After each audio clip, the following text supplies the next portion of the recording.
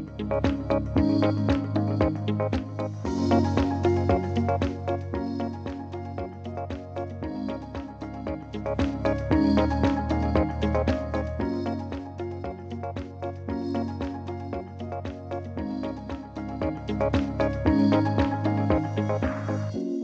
everyone, welcome. We will be starting shortly. We have a video playing for you, but we're trying to get it on the large screen for you. So just hang tight and we'll begin shortly.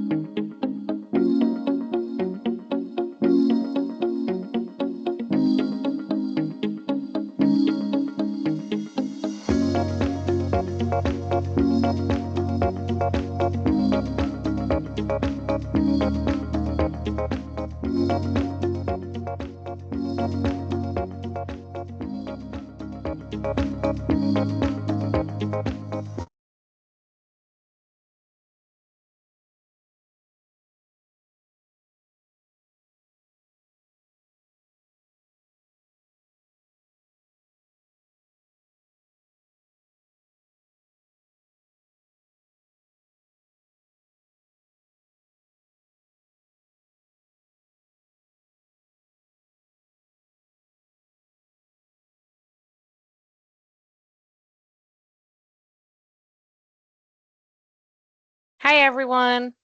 We will begin the forum shortly. We're going to give it a couple minutes to let everybody join. We have a short video that we're going to play so everyone can see. It's the wildlife crossings that we all love to watch.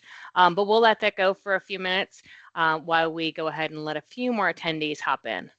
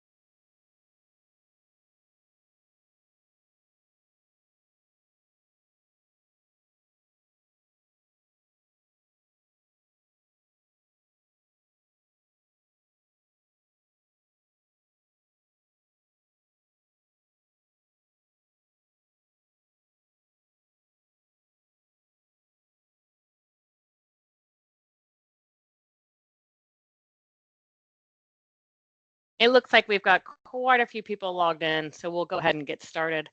Thanks for joining us today. We're excited to be back again for the Spring 2026 OEM Statewide Industry Forum. First, before we get started, we have a few housekeeping items that we want to go over. There are some new things. We know you're all pretty familiar with Teams, but we wanted to make sure that you knew how to ask questions and communicate with us as usual. Same as we typically do if you've been here before, though. You can type in the questions at any time. You just click on that Q&A pane, and a new window will appear. And then if we have time after like each presentation section, presenters might be able to answer their questions, but we'll hold the majority of the Q&A to the end. And if there are any questions we don't get to, of course, we'll make sure that you can get answers. We'll follow up after the forum. The chat window, you might see your polls pop up in there. They should pop up on your main screen, but just in case you don't see them for any reason, you can try to click on the chat. We do have some polls sprinkled throughout. And then if you need to make any accessibility adjustments, I think this is new. If you head to the bottom left of your screen, there's like two little toggle lines, the little slider toggles, and you can click on those for the options. And of course, feel free to use the reactions buttons. Our presenters will be thrilled to see any of your reactions. If you want to go ahead and go to the next slide, we have our agenda here. Here's our topics and our presenters. And of course, we'll try to squeeze in a short break around 3 o'clock if time allows. And before we get to our content, let's start with our first poll. Sierra? All right, good afternoon, everybody. I hope you're having a wonderful day. I'm going to launch our first poll for us. Give it just a moment to load. Okay, and are you aware of the new project development policy? Please record one of your answers and we'll give it a couple of moments for everyone to answer.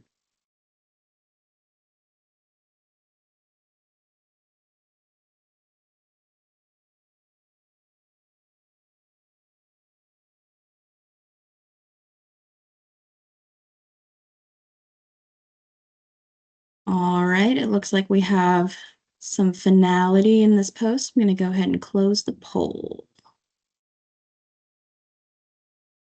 It looks like the answer that was most popular was, I've heard of it, but want to know more about it. So let's hopefully get into that. Great, thanks, Sierra. Now to kick us off, I'd like to introduce Katasha Groover, Director of the Office of Environmental Management. Take it away, Katasha. All right. Good afternoon, everyone. Appreciate the warm welcome that you guys have had so far, but personally wanted to also welcome you to our industry forum for this spring and just say how important I think it is that we have these opportunities to collaborate, communicate, even if it's on Teams and a little bit hard to do over Q&A, but super excited to be here with you guys today and have a chance to talk a little bit about that project development policy a little bit later on and highlight some of the things we have going on here, whether it's within my presentation or just throughout the various presentations we have today. There's lots of things we have in the pipeline and I'm excited to share those. So next slide, please.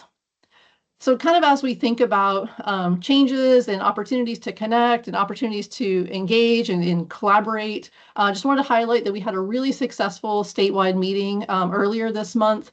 We had all of our district counterparts come up to our neck of the woods in Wakulla County, actually, and just enjoyed some time together to talk about a lot of these things that we're going to be talking about with you all today. So I think it's just good to share that, we are obviously very close in communication with our district counterparts and working with them to make sure that they understand the changes that are forthcoming and how those work for their districts. We also had Chief Marshall there with us to provide some of her insights as well, and just wanted to thank the districts that were there presenting and the great communication and time that we had together. Next slide, please. So kind of on that note, right, we talked a lot about all the things that are happening around us. And I think it's important for us together today to be able to have a chance again to kind of pause, maybe take a little bit of a breath or a step back and recognize all the various changes that are happening or have kind of been happening over the last, several months or year and a half or so, and just kind of put them in perspective a little bit. I don't want to necessarily touch on every single one of these things here right this minute, and we're not going to touch on necessarily every single one of these things today, but I think it's just a good visual representation of the various things that we're trying to navigate together. And I think it's important, again, as industry partners, or other partners here with us in the sort of PD&E phase and the part of the production pipeline, that we're really thoughtful about those changes that are happening, right? We don't always have the time to step back and, let the change process happen in maybe the most efficient way we'd like to see it happen and give ourselves time to adjust. There's changes kind of being thrown at us. Sometimes that's good, right? Sometimes those are things that we think are really important as an agency, and sometimes those are things that others are giving to us that we have to adjust to. But, we have our PD&E manual coming out. Our publication date is going to be May 1st, so it's right around the corner. We're actively working on getting all of that to be ADA compliant. On the ADA compliance front, we just heard some news last Friday that there may be an opportunity for an adjustment on the timeline for that. So we will be sharing more information as we get that ourselves. But for now, we're going to say just keep moving forward as if you have that same timeline in place. But again, just thinking about change, right? We were moving in a really positive direction in that regard, and then all of a sudden we had a change thrown at us. We have the drive process, so something new that's happening agency-wide, but right now with the focus on design to construction. We'll talk a little bit about that later. That project development policy, I know we're all excited to learn more about. We have Pell, we're working really closely with OPP on the Pell guidance, and just many other things, right, that we have going on. So again, just an opportunity to briefly recognize the sort of range of things going on and how we're going to be moving forward with those in the future. Next slide, please. So again, just to highlight the fact that the Secretary has charged us with always looking for continuous incremental improvements. And while again, sometimes it may feel like they're not necessarily incremental, they might be a little bit more monumental, we are going to continue to work together amongst our team here at OEM, with our district counterparts, and also with our industry partners to really try to continue finding those improvements that make a lot of sense to bring value, to bring quality documents, to bring improvements to the process that make a lot of sense so we can deliver transportation to the communities that they're looking for.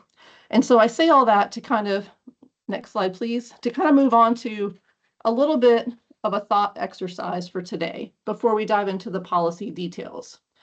And I want to really kind of focus on three main questions with some sort of subparts to them. And so the first question is, how might we continue to improve? So again, we've spent a lot of time together, right? Again, with our district counterparts, with our industry partners, talking about how we can deliver quality documents, consistent documents. And so we've kind of taken that step of providing guidance, providing templates, looking at how we can streamline, for example, our type 2 categorical exclusions by making things more tabularized, less creative writing. You have a little bit more understanding of what it is that we expect from you all so that we can move a project forward. We're looking at communication and how we can strengthen that. So doing these industry forums continues to be a really good way for us to do that. We're also looking at having our our PD&E conference later this year, so in December. And we're also offering those opportunities for consultants to come meet with us individually over the year to hear from us directly about, some of these changes or introducing themselves to us or whatever it might mean, so we can have some of that better communication and relationship building. We also want to see how we might be able to continue improving, making permitting more efficient. So the better we can have our documents set up for moving them on to the design phase, that helps support more efficient permitting efforts, that helps support better design phase efforts, as well as getting projects to construction timely and providing a really good quality document to our downstream customers. It's also important that we continue thinking about risks that might be facing our projects or that we might be facing in our programs and how we can help to mitigate or address those risks to make sure, again, that the agency is able to deliver. And then also knowledge transfer is really important. So how can we continue to improve knowledge transfer, again, whether that is downstream, if there's been a challenging situation that we've gone through during a PD&E process or a project, down to our design partners, or also internally, how can we help with that knowledge transfer as we have new people coming into the workforce and other people retiring? And that's something that we're certainly looking here at OEM. And again, I think in December, we're going to have a really good opportunity for us to help support you all as well as our districts with some training. Next slide, please. So the next sort of thought exercise question is, how might we keep up with change? So we've already talked a lot about how much change is coming at us. It's coming from the state level, the federal level. It's coming internally as we find those continuous incremental improvements that we think are really important for our process and our production pipeline. We have technology changes happening, emerging technologies, 508 compliance, lots of different things like that. And we have to try to find ways to keep up with those. Certainly increased workloads is a challenge. And then just changing expectations. How are we going to keep up with the shifting public expectations as well as the other expectations we have internally or from our leadership? So again, it's really important to think about how we can bring that value, connection, and continuous contribution, which leads to the third thought exercise question of how might we continue to bring value? So from my perspective, value, we can think about, again, both those internal customers, but also the communities at large. So we had examples of being able to go to transportation days at the Capitol, the Florida Wildlife Corridor Foundation Day at the Capitol, and just highlighting what we do when it comes to those transportation projects. And so I think it's really important, again, thinking about those downstream customers, thinking about those driving the traveling public at large and letting them know what we do and what our role is in the production pipeline and how important it is and how we're helping to preserve not only their quality of life, but also those things that they find really valuable to their communities, cultural resources, environmental resources, and just that whole host of things that they find value in. So again, we have to really be thinking about how we can adapt rapidly, continue embracing change, even though if it's coming at us, it might be a little bit hard to navigate again. But how can we bring innovation to help keep us moving in the positive direction? How do we stay aligned with the department's evolving needs? How do we help, again, think about those, be a trusted partner with project delivery? And then how might we position our teams, whether again, they're internal or external teams, to really support DOT's priorities right now and into the future? So I think, again, those are just some high-level conceptual thoughts that help us think about the change that's been coming our way and how we can also move forward into the future in a really positive way as we think about the things that might be coming in our direction. Next slide. So with all that thought exercise behind us, we'll start diving into the more specific details of some of these policy changes. And I'm going to start with the public involvement chapter first. So there's been a lot of change on the public involvement chapter side. And I know that last year, probably last summer, Chief Marshall was working on getting a bunch of different task teams together to talk through how the public involvement chapter might be improved. So certainly appreciate everyone who was part of that through the industry side to help us bring this process to light. So first of all, we created what's called the Summary of Public Involvement, or the SPI. We had a lot of debate about whether or not that was a good acronym or not a good acronym, but that's the best we came up with so far. And that is really replacing what was considered the Comments and Coordination Report before. Not necessarily, the Comments and Coordination Report wasn't necessarily an official document, but lots of different districts use that. But the SPI is going to be consistent across the board now as the tool that we're using, or the technical document that we're using to, I guess, document all the different things that have happened since the PIP was put in place. We're also, we've developed a Public Engagement Resource Kit, or the PERK. And that is going to be all the documentation, all the examples of documentation you need available out on the web, through our website. It's going to include things like how to put an advertisement in the FAR, how to do an elected officials notification, how to do the different advertisements. It's a very robust document depending on the type of class of action you have. Every single example that you need is out there. It is live, but you probably can't find it yet until the PD&E manual is published, but it's will be available for use very soon.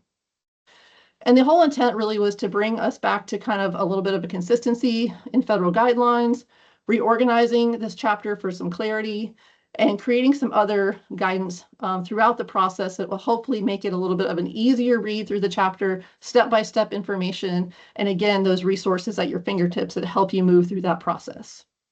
Next slide, please. So this is meant to just show a quick example of how these three different resources work together. So the PD&E manual chapter, right, is very specific about how to do public involvement during PD&E.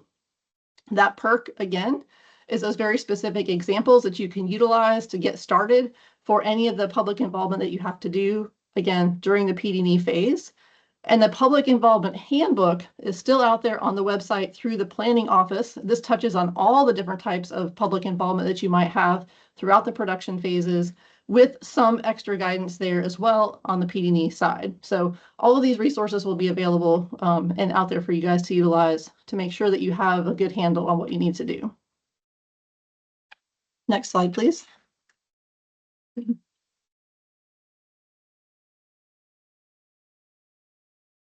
So we used to have the Sociocultural Effects chapter, or SCE, and we are now moving that to what we're calling Community Impact Assessment.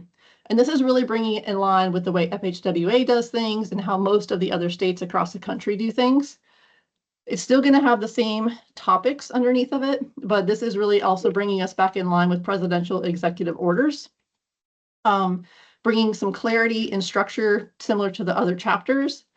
We no longer have that 6-step process that you have to go through. We're actually asking folks to kind of be a little bit more thoughtful. And if we have a potential for an adverse effect, let's address those. And that can be through a tech memo if it rises to that level, or it could be right within your environmental document. So that's really going to be based on your scope and not prescriptive in the chapter, but the chapter will help give some flexibility and some guidance on when and how to do that.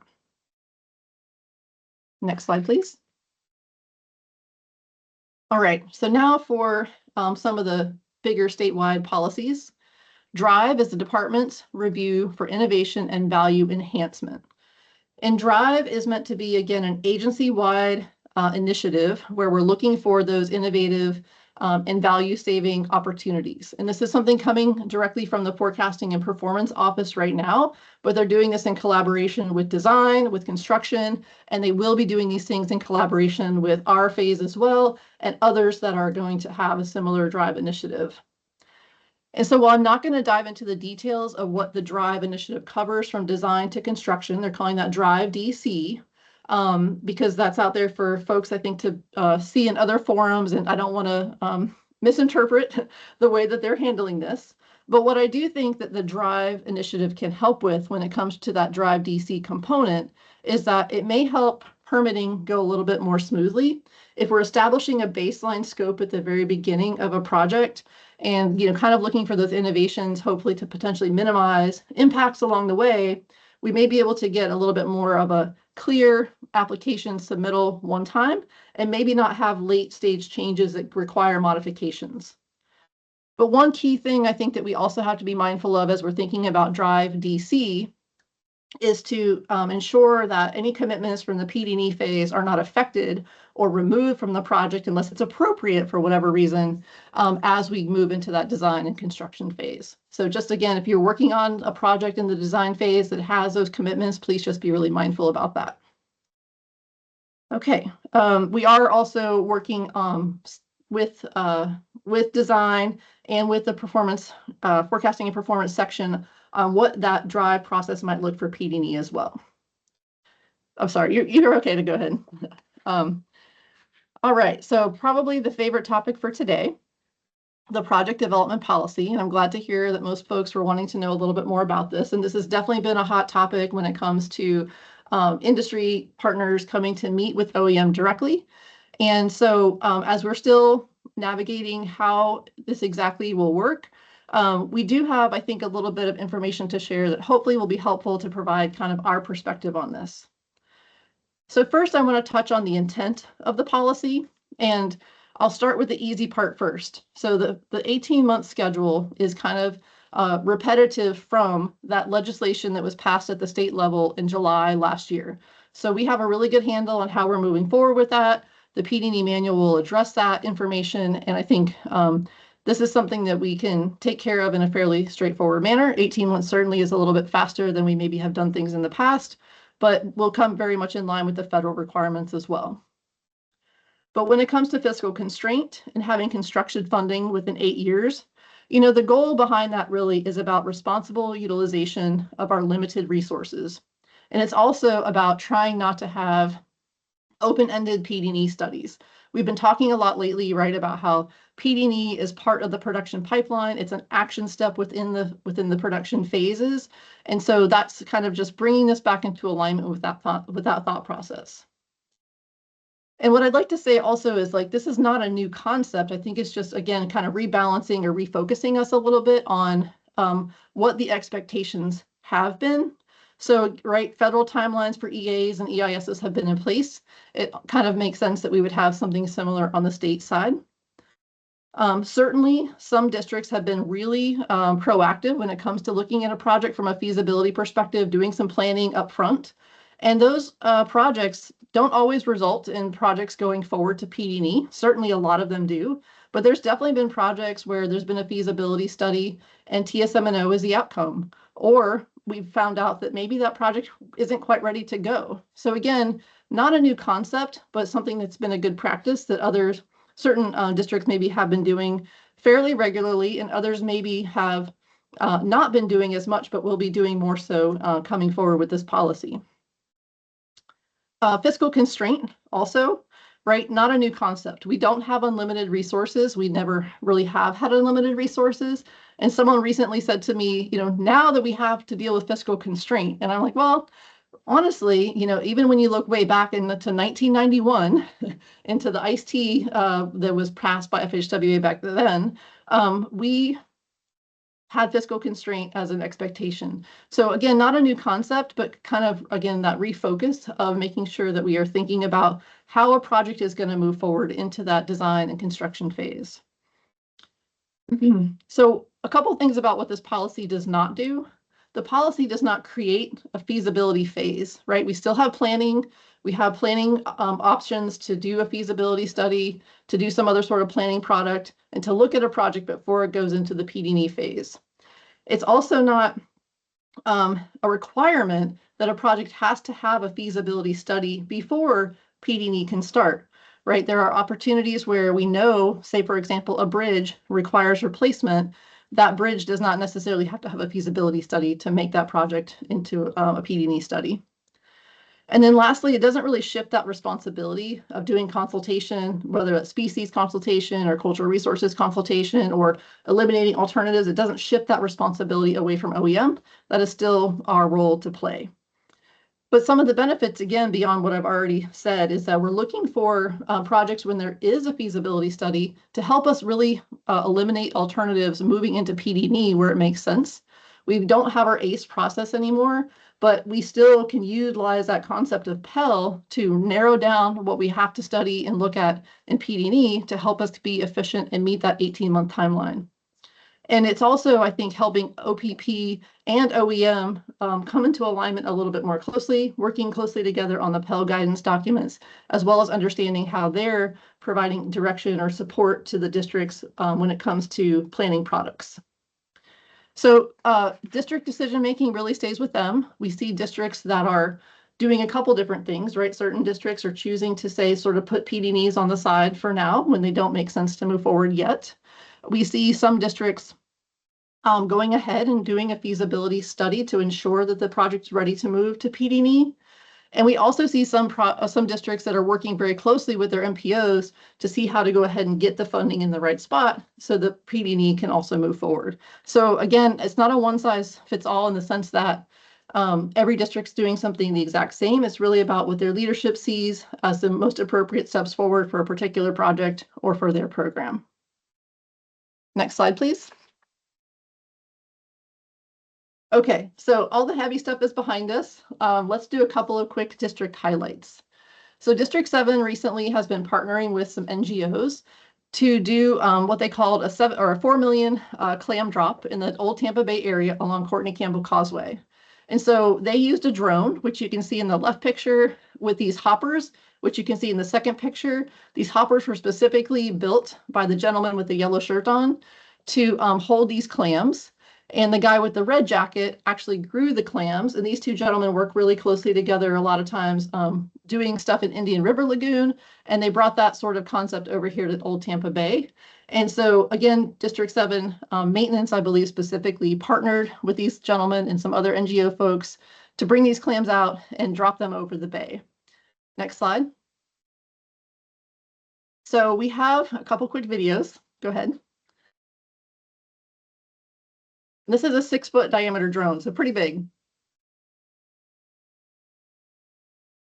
And they just flew out over a particular patch of area that they had identified as good. Go ahead and play that if you want, as good habitat for these clams to grow in. And it would just, the drone would just go back and forth as it was, I guess they programmed it to do it that way, and dropping these clams in a very sort of patterned fashion. So they did that 2 different times out there, and they expect, even though there's only probably a 20% chance for the clam, only about 20% of the clams will survive. They're still going to be able to filter a ton of water and provide a really nice water quality improvement project. So they'll be out there monitoring those, kind of looking at the survival rate as well as the water quality in the next few months. And then lastly, I wanted to highlight District 2. We touched briefly before on the milkweed project that OEM and District 2 maintenance, as well as the University of Florida, have been partnering on. But this is our latest little video showcasing that. So go ahead.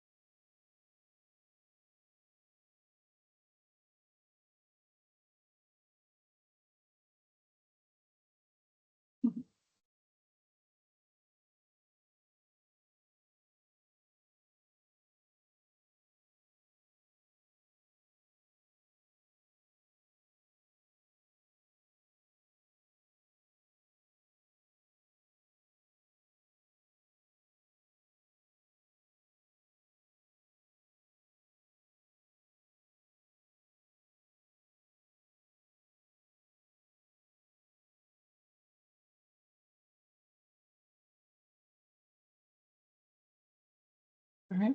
With that, again, thank you guys for being here, and I'll look forward to any questions you guys might have for me later. Yes, and I don't think we have any currently, but just as a reminder, if y'all have questions for the presenters today, please use the Q&A pane, and we will be having questions either throughout if we have time, or at the end we have a designated Q&A section. So thank you so much, Katasha. Let's give her some more. What a great way to start out the forum. All right, and then we have another poll question to transition. Sierra, take it away. All right, that was some wonderful information we just heard. But before we start the next section, we do have another poll question. So allow me a moment to launch that so I can read it to you. And our poll is, how familiar are you with the Endangered Species Act consultation requirements? I will allow you all a few moments to answer and select from what we have here. And then once everybody has submitted, I'll go ahead and share the results.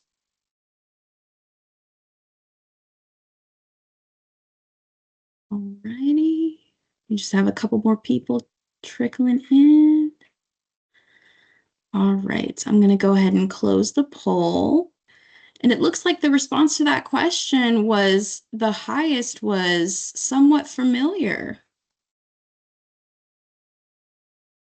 Well, that is great news, Sierra. Thank you. Because next up, we have two covering phased ESA consultation. All right. Good afternoon, everyone. My name is Tu Clark. I'm with the Office of Environmental Management. And today we're going to talk about the Phased Endangered Species Act consultation approach for FDOT projects and the reasons for pursuing this approach. First, I would like to recognize Denise Rock, who is our subject matter expert here at OEM, who worked really closely with the U.S. Fish and Wildlife Service team on this approach. Next slide, please.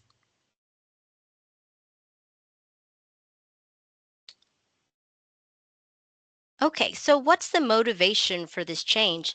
As Katasha just mentioned, all the different reasons why we're trying to expedite and advance our projects, this is just one of the ways that we're going to try to do that. So FDOT is required to adhere to the Endangered Species Act as a part of our NEPA assignment. We must consult with the services for FDOT projects when there are impacts to listed species. The Fiscal Responsibility Act of 2023 mandated accelerated project timelines. Also, the 2025 Florida statute required the completion of PD&E studies within 18 months. And we also have the 2026 FDOT project development policy that requires projects to have construction funding within 8 years of the PD&E studies. These requirements drive the need for a phased ESA consultation process to better align with compressed project timelines. Next slide, please. Species surveys often occur too early. If design details are not known and species surveys are conducted, it may not accurately reflect project impacts to species. Early species survey results may also become outdated if completed too soon before final design and/or construction phase. Another layer of complication is that some species surveys protocol require specific seasons to determine presence, narrowing the window to conduct the survey. And finally, early surveys may lead to likely to adversely affect determinations, triggering formal consultations that delay projects. Next slide, please.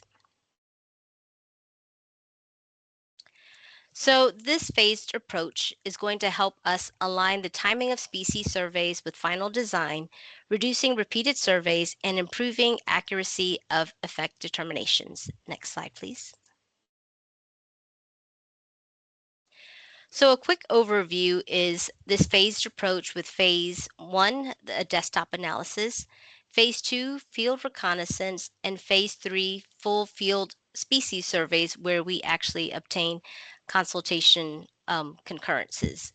Let's go into the next slide and we can get into some more details.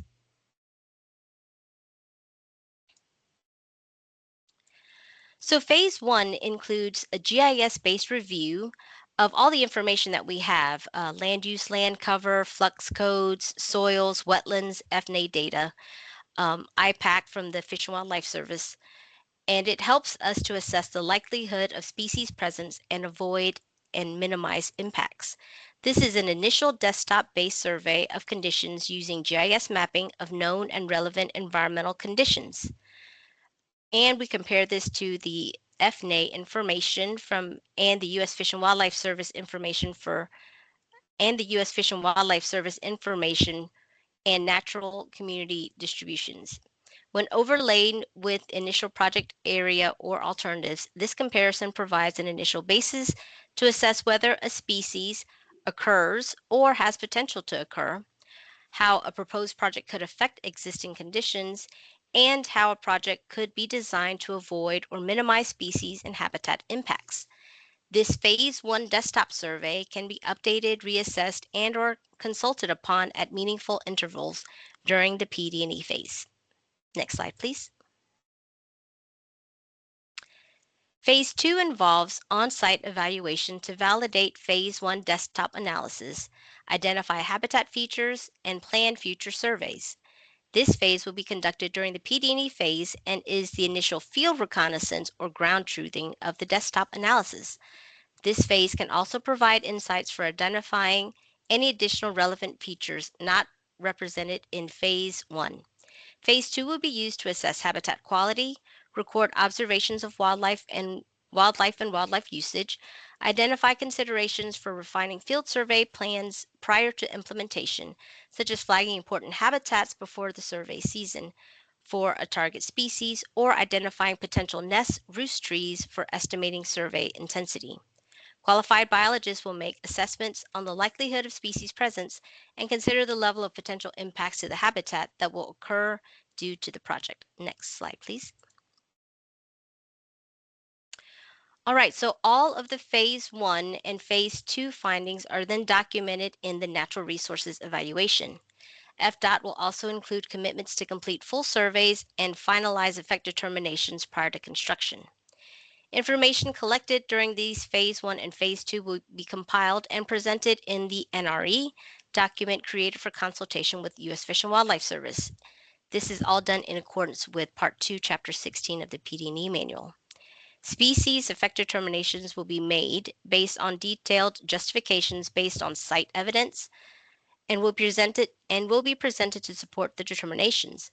In situations where species-specific surveys are required, FDOT will make the predicted effect determination based on the available site evidence collected up to that point in the project's development. A commitment to conduct the applicable full species-specific surveys prior to any work being performed at the site will be made in the NRE and in the environmental document. It will be during this phase that FDOT will request review and a written response from the U.S. Fish and Wildlife Service to indicate consultation on the project has been initiated and will continue to the next phase of project delivery. The letter from U.S. Fish and Wildlife Service will serve as reasonable assurance that the requirements of the Endangered Species Act will be met prior to construction. Delaying full species specific surveys until design phase to support permitting will provide the U.S. Fish and Wildlife Service with the most current species information and allow for more focused conservation methodologies to prevent harm to listed species. Next slide, please. And finally, Phase 3. This is where the survey work will be completed.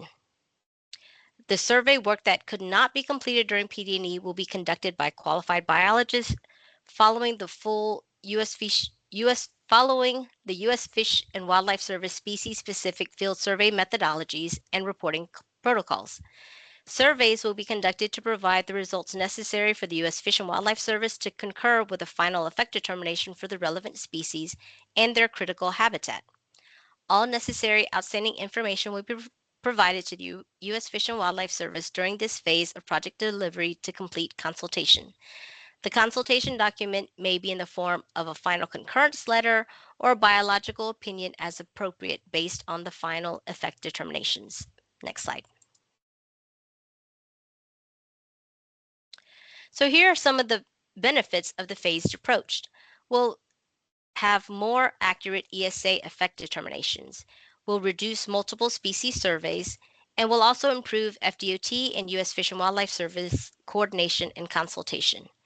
This phased approach will increase efficiency for both agencies by providing the most accurate information at the appropriate time for consultation, while also allowing projects to proceed forward and meet new project development timelines.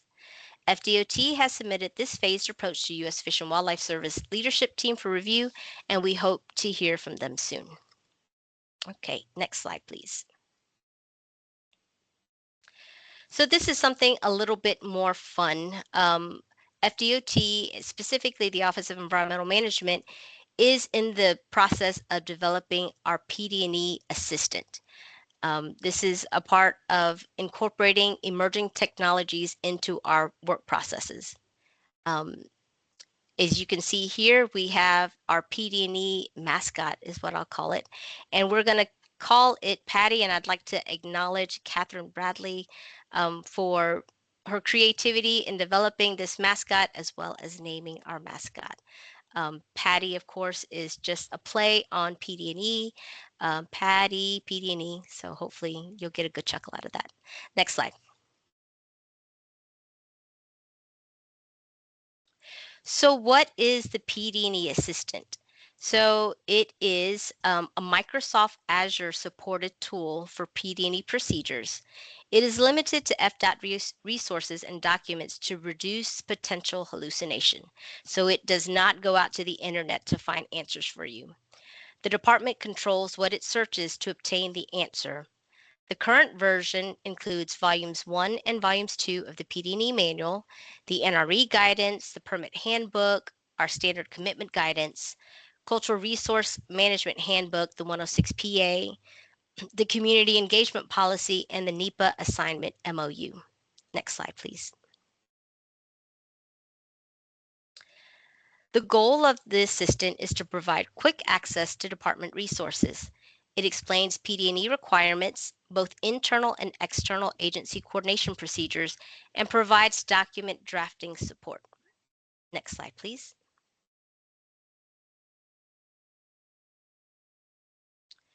Just some tips to using the assistant effectively.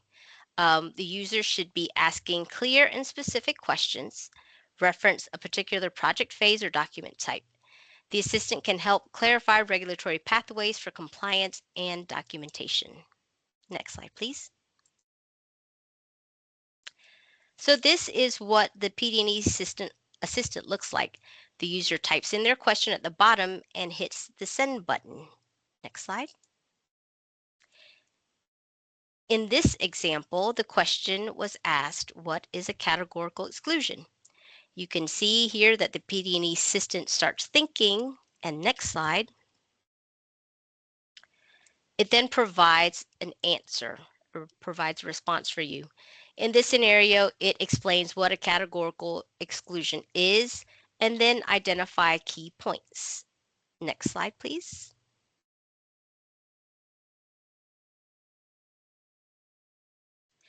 The assistant continues and even asks if you need more detailed information. It also provides reference material that helps the user identify the source for the response. Next slide, please. It's important to note that the user must acknowledge this disclaimer prior to using the system. The PD&E assistant is currently in testing stage, but we anticipate it to be available for internal FDOT usage this summer. Depending on the department, how much department resources needs to cover the PD&E assistant, it may be released for public use later at a later date. So just wanted to share some upcoming emerging technology information that we have going on and hope to get this out to everyone here this summer. Looking forward to your questions. Thank you. Thank you so much, too. And we actually do have a few questions, so stay with us before the break. Okay, so the first one we have is, will ongoing PD&Es still be required to complete species surveys during the PD&E phase? Thank you, Matt, for that question.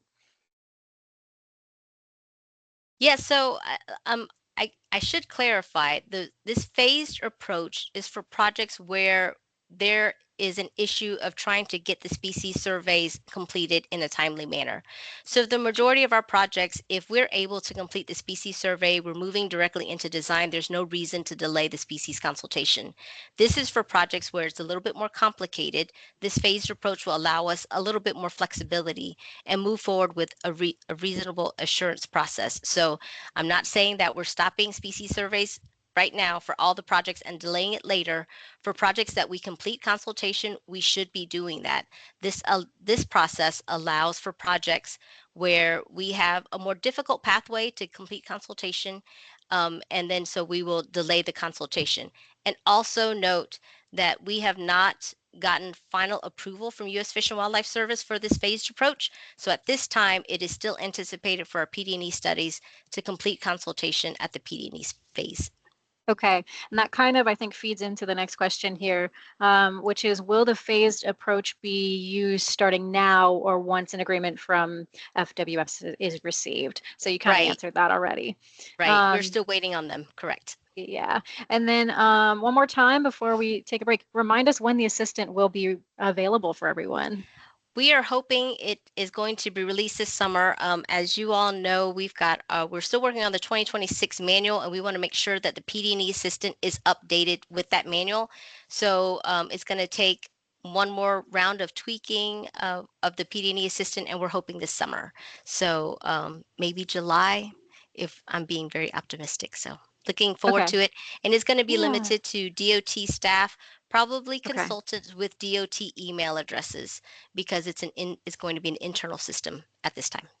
Okay, gotcha. Yeah, because we have another question from Robert. Thank you for this question about the PD&E assistant, about will acknowledgement be needed in PD&E or reevaluation stage documents? But the use of the PD&E assistant is just to help users. It's not necessarily tied to any NEPA document, but before you use the PD&E assistant, you're going to have to acknowledge the disclaimer that says that, this is only for what is it?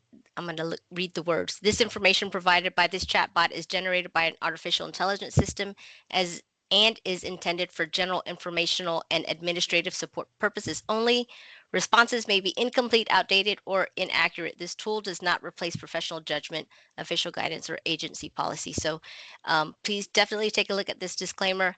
Not saying that what is going to come out of that is inaccurate, but with any type of artificial intelligence, we just have to make sure that there's a human component associated with it, and we want to make sure that we are confirming what comes out of it with the actual resources that are identified.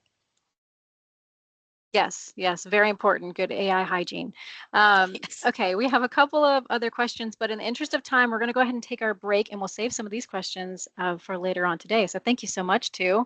Thank you. And we are at 2:48 now, so let's take a 5-minute break. So that will put us at 2. Oh, y'all, it's been a long day. Hold up.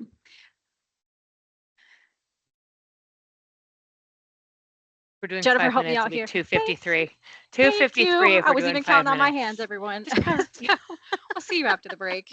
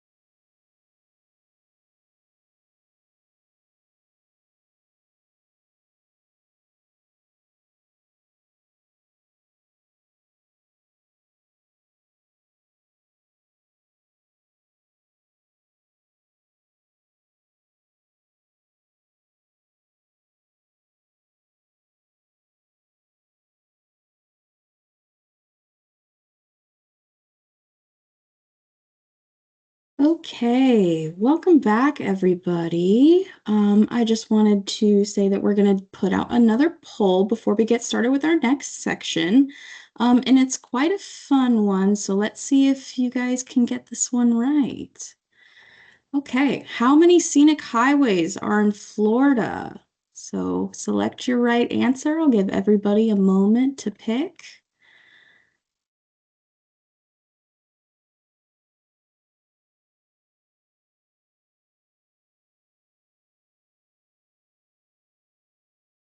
All right, and it looks like our final answers are just trickling in now.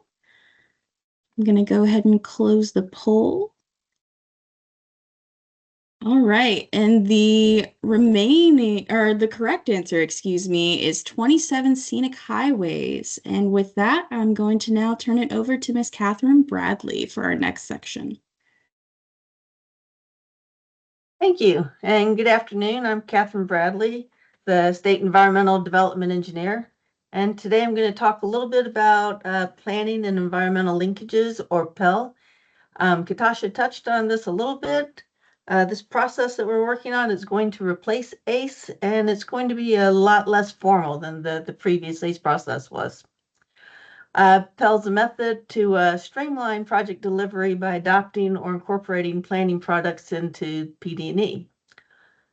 And after I talk about PEL, I'm going to talk about the preliminary engineering report format. But start with the statute that provides the authority to strengthen the linkage between transportation planning and NEPA. And it's 23 USC 168. PEL's a process that's been developed through that law by the Federal Highway Administration and the Federal Transit Administration. They came up with a process for us to follow the law, and OEM and the Office of Policy Planning are currently working on guidance for using PEL. The Office of Policy Planning is working on a project planning manual. OEM is creating a best practices guidance for linking planning and environmental review. And we're also updating the efficient transportation decision-making manual and the planning screen to enhance PEL in Florida. So being able to adopt decisions made in the planning phase into the PD&E study, it will help with the streamlining of the project delivery as required by the new project development process. Next slide, please.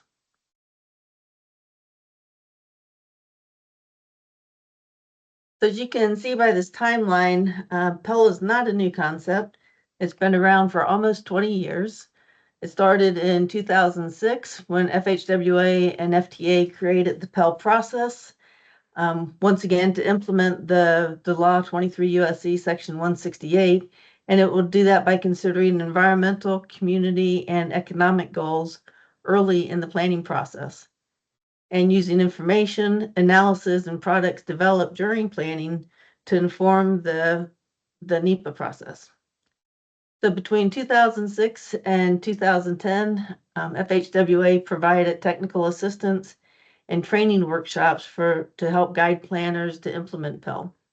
In 2011, they introduced the PEL questionnaire to help agencies incorporate PEL principles into planning and environmental review process.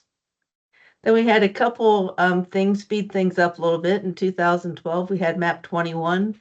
It stands for Moving Ahead for Progress in the 21st Century Act, and it added new authority aimed at streamlining transportation infrastructure and project delivery. The FAST Act in 2015, FAST stood for Fixing America's Surface Transportation Act, went further to accelerate project delivery. And then in 2016, so only 10 years later, FHWA and FTA issued a final rule to update the regulations governing planning and the use of planning products in the NEPA review process. Next slide, please.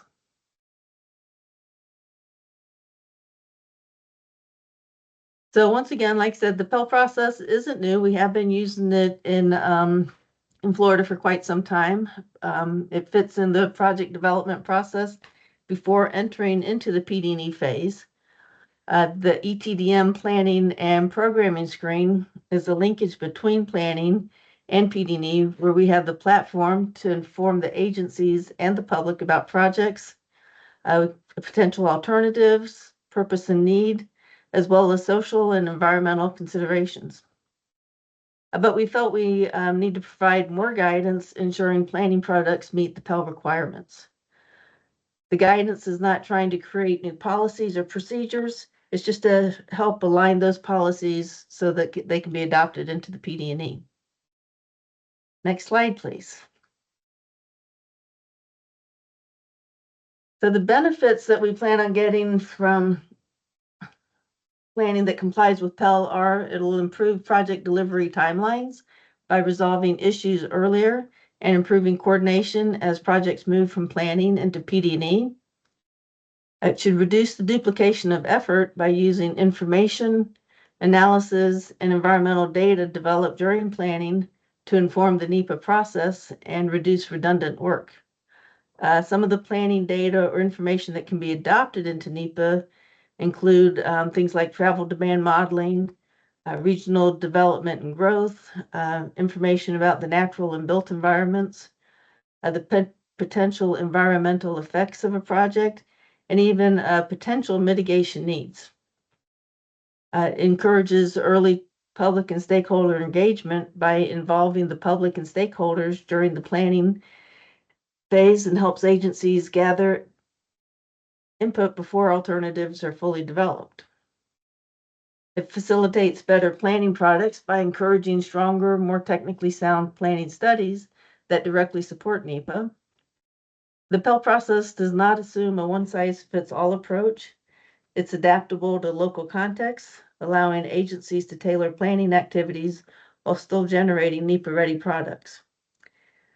The Pell process will help FDOT to better facilitate the planning and programming of work plan funding and project prioritization, and it should save time and costs. The Pell process leads to cost savings by eliminating redundant analysis and reducing delay. Next slide, please.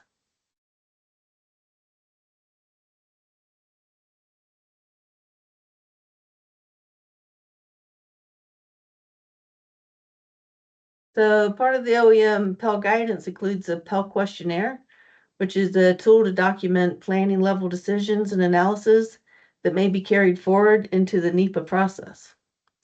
So number one is for planning projects that have not gone through ETDM. So planning products do not need to go to ETDM to qualify for Pell.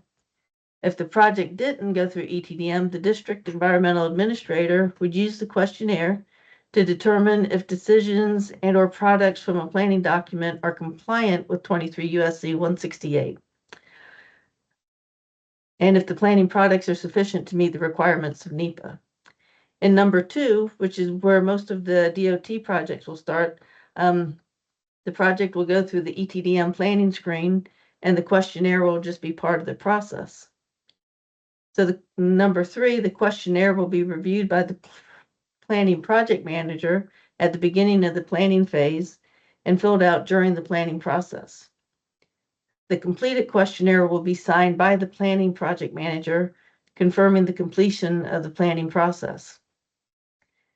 And number four, prior to the PD&E, the questionnaire would be reviewed by the district environmental administrator, who will determine if the planning product is suitable for adoption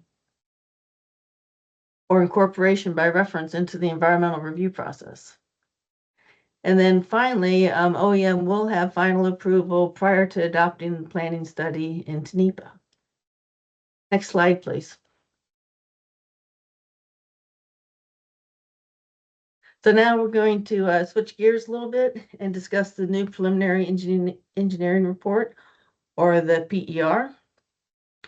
For those that have produced a PER in the last several years, you know that they tend to be very repetitive, both with the environmental document, whether it's a type 2 or an environmental assessment.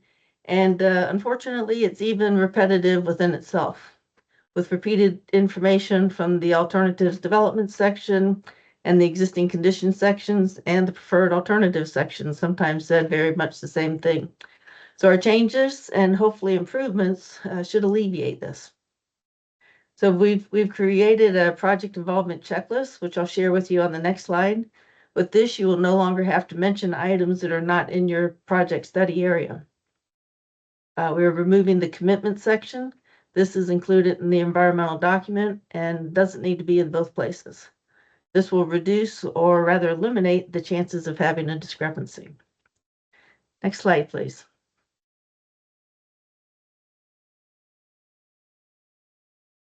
And next slide, please. Talk about discrepancies.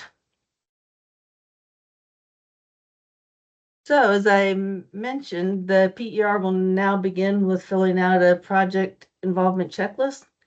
This will focus on the PER on items that are relevant. So it may be a little bit hard for you to see, but the column headed with the light blue is existing. The dark blue is the proposed condition, build alternatives, and preferred alternative. And the dark gray is no involvement. So for example, if you're proposing a new interchange, there may be no bridges for the existing conditions, but they will be considered in the build alternatives and the preferred alternative. You would address the bridges in the alternative section of the report, but not in the existing conditions. And so the same project may have no railroad crossings, so you would check no involvement, and you never have to discuss railroads again within the PER. Next slide, please. So the changes start with a seemingly simple one, just changing the cover sheet. In the past, the cover sheet, sometimes the signature page did not work, so you'd see a lot of PERs with one cover sheet and then a second sheet for the signatures. We have changed the cover sheet form 650, 050, 38B. Revised it so the signing and sealing portion that works again. So that would be the start of it. Next page, please. Bye, thank you. So I'm just going to go over the PER outline, which will be found in the updated PD&E manual, which is soon to be published. We're also working on PER guidance document, as well as a PER checklist, which will be published soon after the PD&E manual. The project summary is very similar to the previous PER outline, minus the commitment section. It's a high-level summary with the project description, which briefly describes the area, the existing and proposed project, the purpose and need. The project involvement checklist will be found in this section. A summary of the alternative analysis, including key points such as the number of alternatives and any significant differences such as cost, right-of-way, etc. A description of the preferred alternative, including details such as typical section, alignment, major structures, and so on. A list of technical documents that will be in the project file is also under project summary. The next section is the existing conditions section. It includes a brief discussion of the previous planning studies and existing roadway conditions. But this is where the checklist falls in. You'll only discuss items that are actually existing. You'll include the right-of-way, pavement types, etc., utilities, geotech, and just those items that currently exist on the project. There are no changes to the design controls or criteria section. Some of the items documented here are the roadway context classification and corresponding criteria, design speeds, environmental constraints, navigational requirements, and so on. Next slide, please.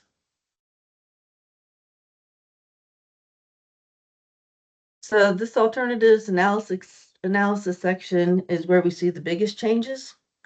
There's a discussion of the alternatives that were considered but eliminated, both in the previous planning Pell document and those eliminated early in the PD&E process. Each build alternative will be evaluated and compared based on engineering and environmental considerations. Please note that only environmental considerations that affected the decisions of the preferred alternative will be discussed. We won't discuss all the environmental conditions. That discussion will be found in the environmental document. There will be a discussion of the criteria used to assess the alternatives and then the alternatives matrix. The preferred alternative section discusses the results of the comparison alternatives matrix and the rationale for selecting the preferred. It also includes a discussion of design refinements performed after the public hearing, if applicable. If there are more than one build alternative, once the preferred alternative is selected, the PER should be modified to indicate which of the alternatives was selected by highlighting or appending the alternative name to identify the preferred. This way, we won't be going back and doing a preferred alternatives, a preferred section. All the information will have been included with the alternatives section. For project coordination, it used to include the two sections. Oh, I'm sorry. Next slide, please. So it now includes three sections: agency coordination and public involvement, similar to what it was. There's also this new section, engineering design coordination. This is where you'll document the decisions that were made working with the different FDOT offices. This is where you'll just discuss those conversations you might have with the design office and the decisions made on the preferred alternative. And then the appendices, and at the minimum, they'll include the typical section package, concept plans, and project cost. There's a little bit difference between the draft PER and the final.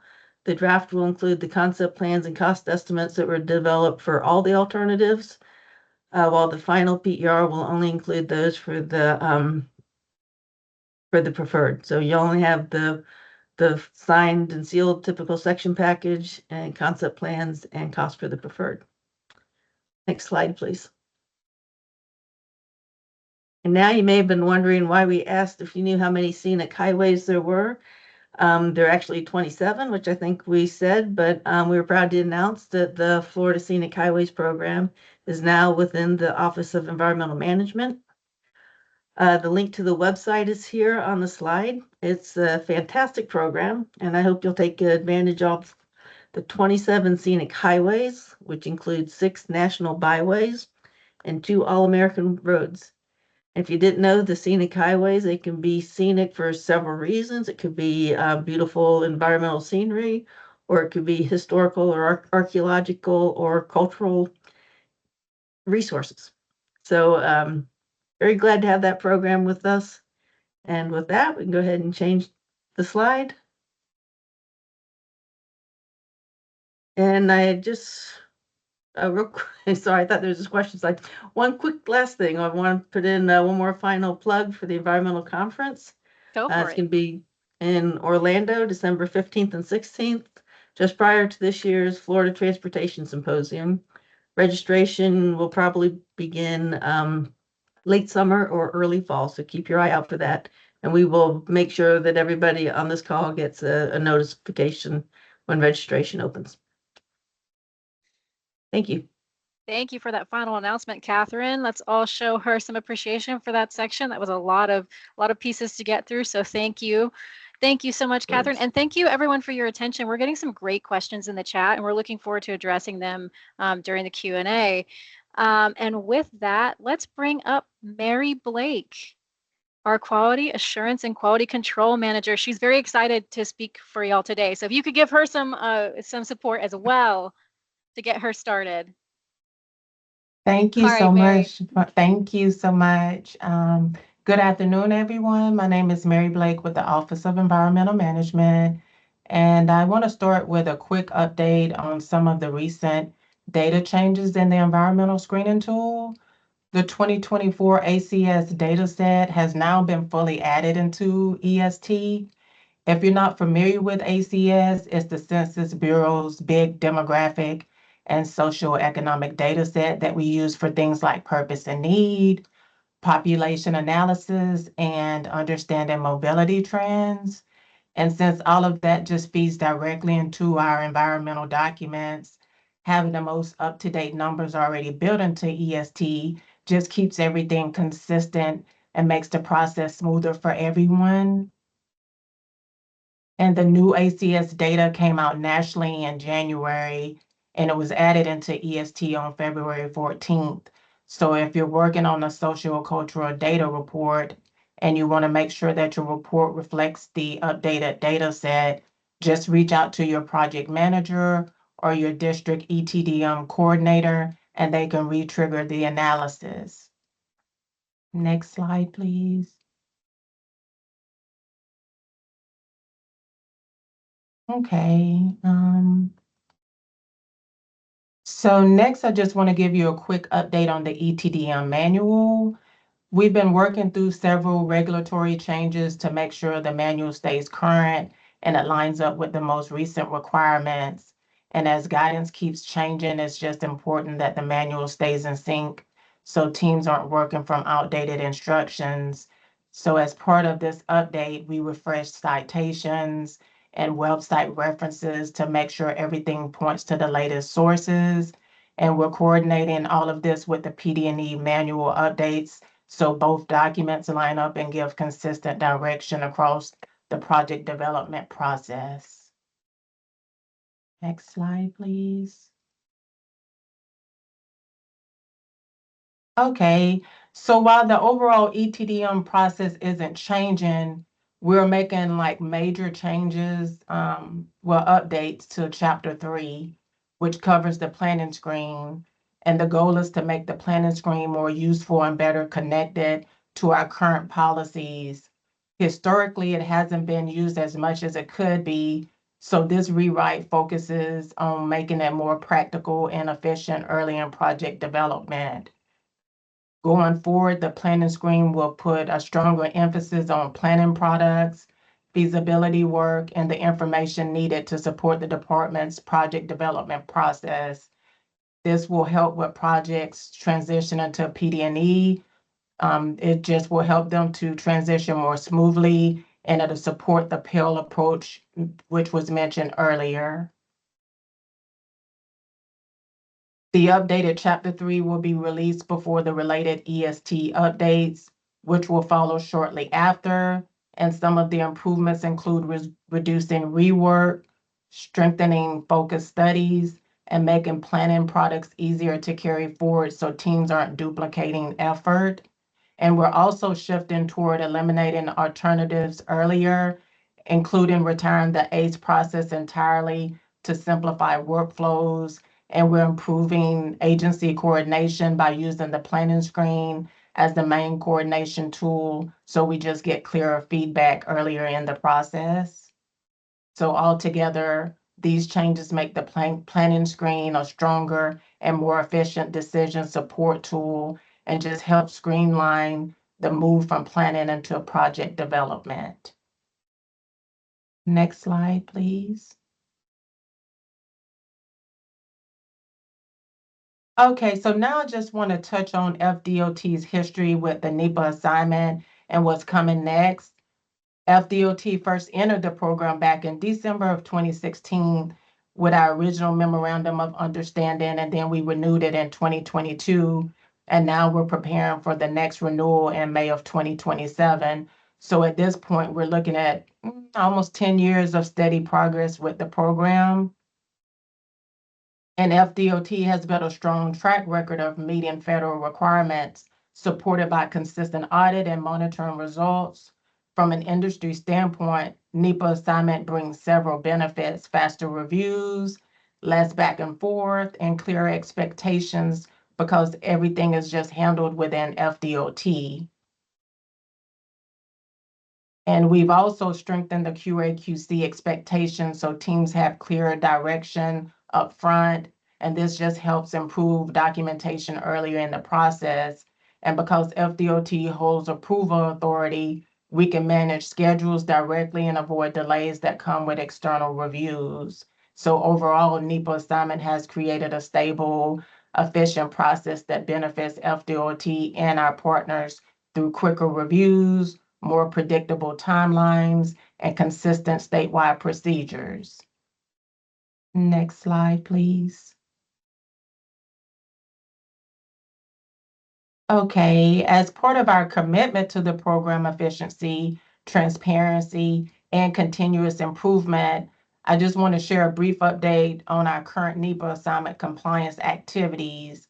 So our first monitoring event report for this cycle was published in January of 2026, and it just documents our 2024 monitoring results.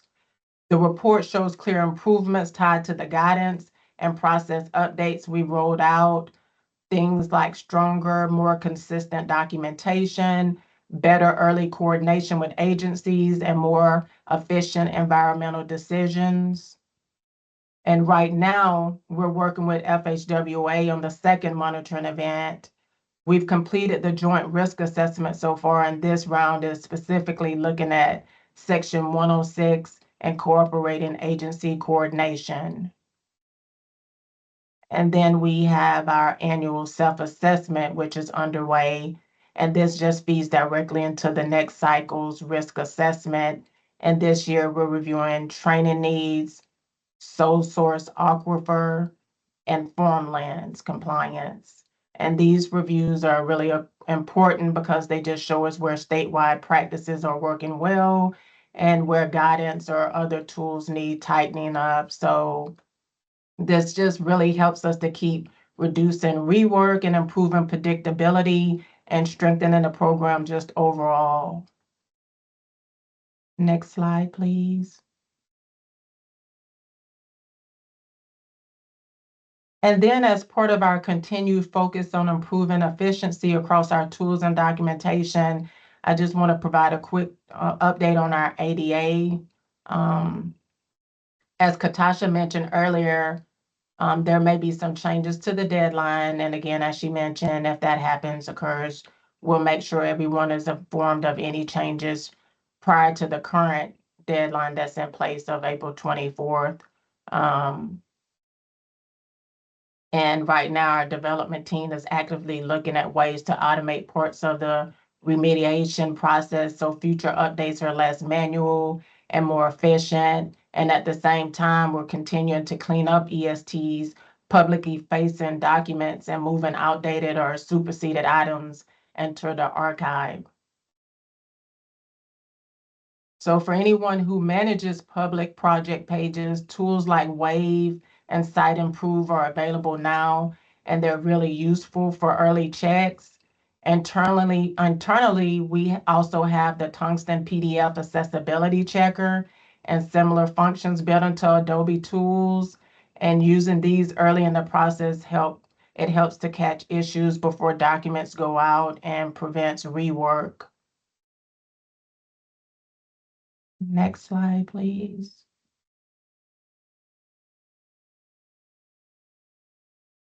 And we're also rolling out several SWEPT updates designed to reduce handoffs and shorten review timelines. So first, we're phasing in the new initial document review process. And this just removes the ERC step. Eliminating that step cuts a full review cycle and should help documents move more efficiently. Like the phase 1, that's type 2 CEs, which is coming soon. The phase 2 is reevaluations. And phase 3 is higher classes of action as those modules are developed.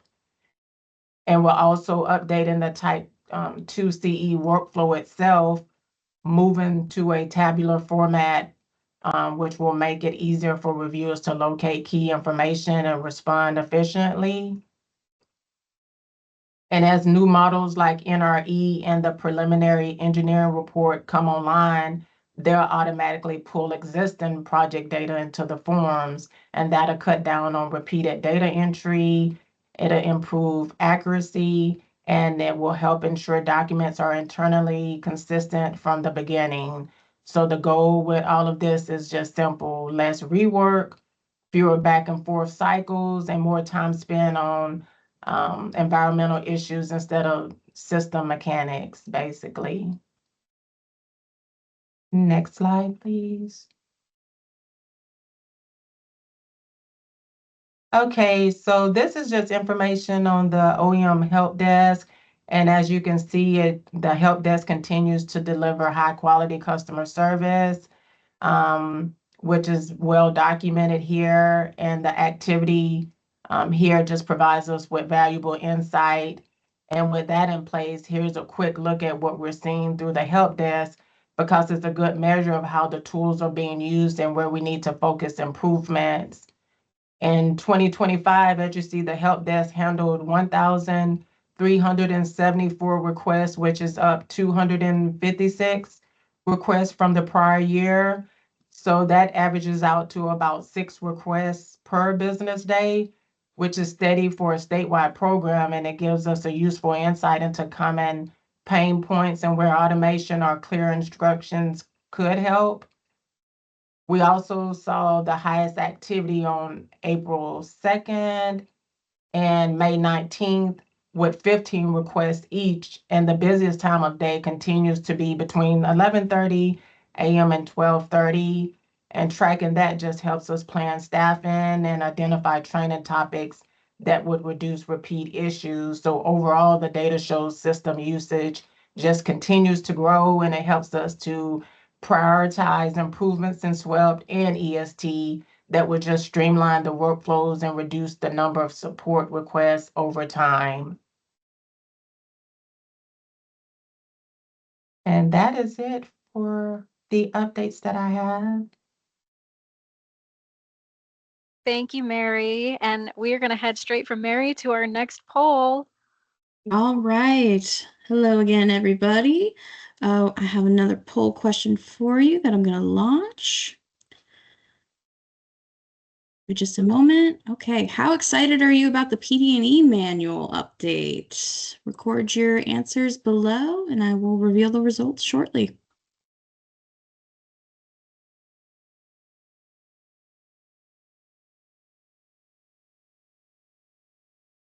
All right, we have a few more trickling in.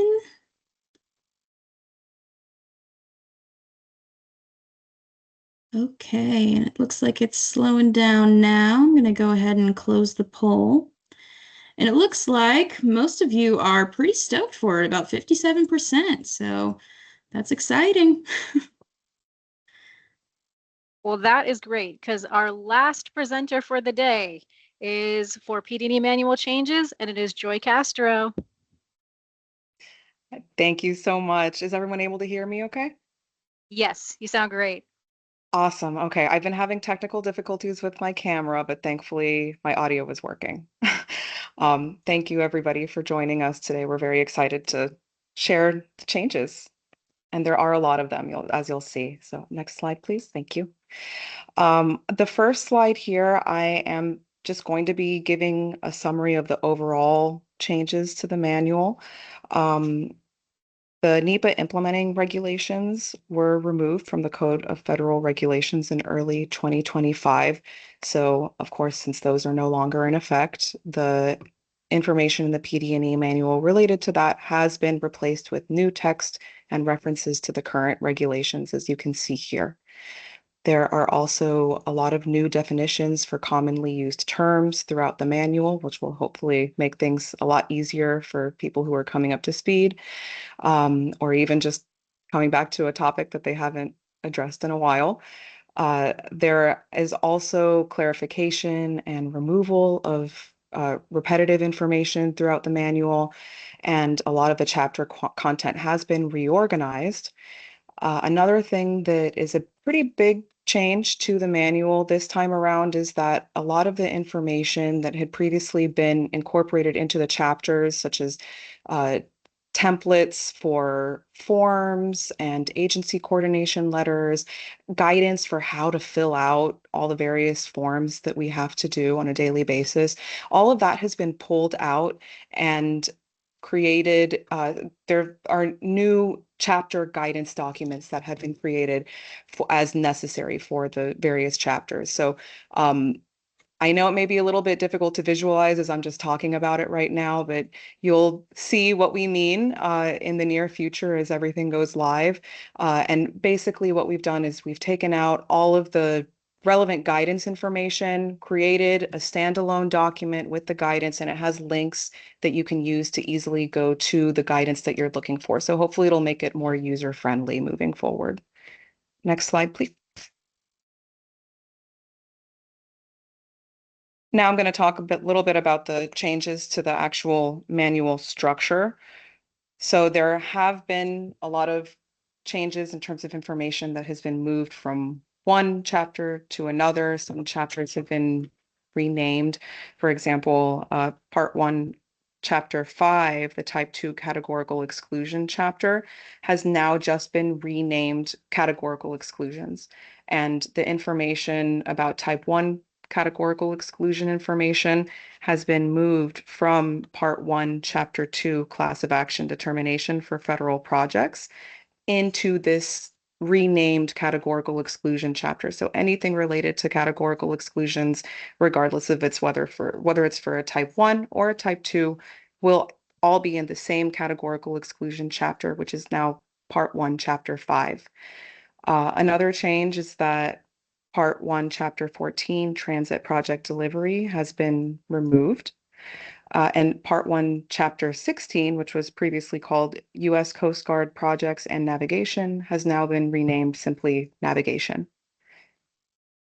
For Part 2, Chapter 1, which was the Project Description and Purpose and Need chapter, that has now been renamed Project Description, Purpose and Need, and Planning Consistency. Spoiler alert, it's because the planning consistency information has been removed from Part 1, Chapter 4, Project Development Process, and has now been incorporated into Part 2, Chapter 1. So hence the name change, because now all of that information lives in that chapter as opposed to Part 1, Chapter 4. There is also now a new Chapter 3A alternative analysis that includes information pertaining to alternatives analysis that has been moved from Part 2, Chapter 3, the engineering analysis chapter. So now it's all in the alternative analysis, new Chapter 3A. And then I know that we've touched on this also, Katasha mentioned it, but Chapter 4 of Part 2 of the PD&E manual, which had previously been called Sociocultural Effects Evaluation, has now been renamed Community Impact Assessment. Next slide, please. All right, so from here on out, we'll be talking about some of the changes for specific chapters in the manual.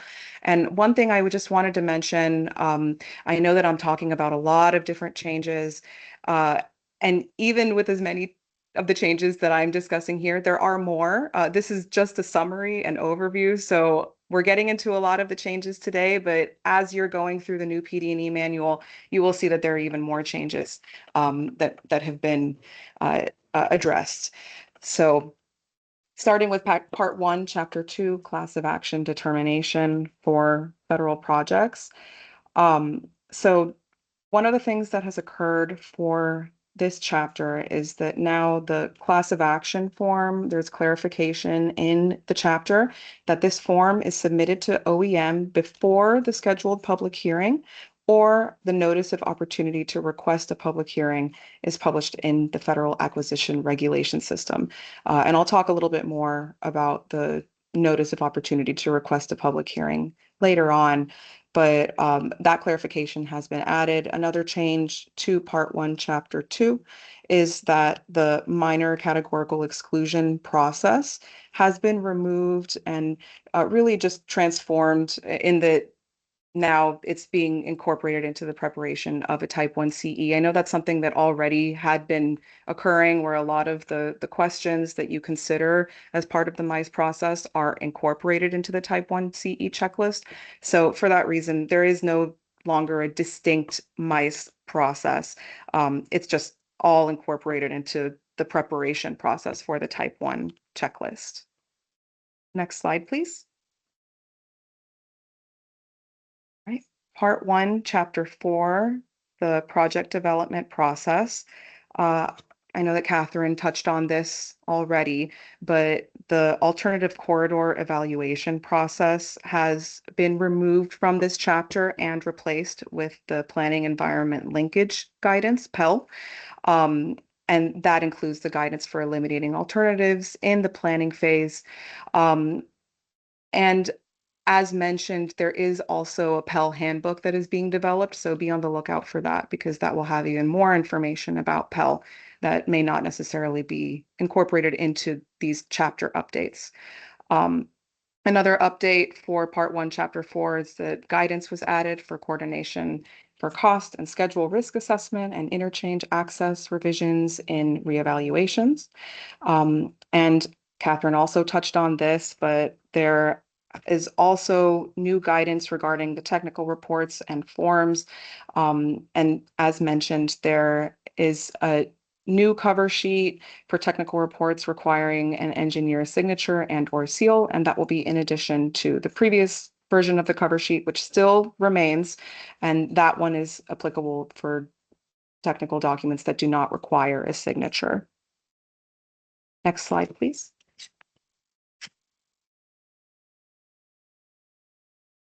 Part 1, Chapter 5, Categorical Exclusion. We touched on this already. This is the one that had previously been for Type 2 categorical exclusions, and now just to streamline, make sure that all categorical exclusion information is included in one chapter. All the information from the previous Part 1, Chapter 2, which was, again, the class of action determination for federal projects, has now been incorporated into the Part 1, Chapter 5. So Type 1 CE and Type 2 CEs are all under the same categorical exclusion umbrella, and as such are addressed in the Part 1, Chapter 5 chapter. For Part 1, Chapter 6, Environmental Assessments, there's been reorganization of the comments and coordination sections. There's new organization of appendices. One thing that we really wanted to point out is that public hearings there's clarification in the new chapter that public hearings are only required if the project is a major transportation improvement. We no longer require public hearings for every EA, and this really is just inconsistency with the Florida statutes. So now this mirrors the Florida statutes a little bit better. Projects without public hearing also have guidance on the public notice of availability because there will be an opportunity for the public to request a public hearing. So all of that guidance will be included in the Part 1, Chapter 6 environmental assessment. Next slide, please. All right. Part 1, Chapter 7, the finding of no significant impact, or FONSI. There is a new one-page FONSI template, and this is one of the guidance documents that I referenced earlier. So the FONSI template is going to be a standalone sheet that you can access, and that should help you directly prepare the template, so you won't have to be sifting through the entire chapter trying to find where the template is. There's also, instead of requiring the EA appendix to be updated with the FONSI, there is now a new appendix of the EA that will include the FONSI. So again, just talking about some of the changes that have been made to appendices. And so this isn't really a new, it's not anything brand new, it's just the way that it's being presented in the document.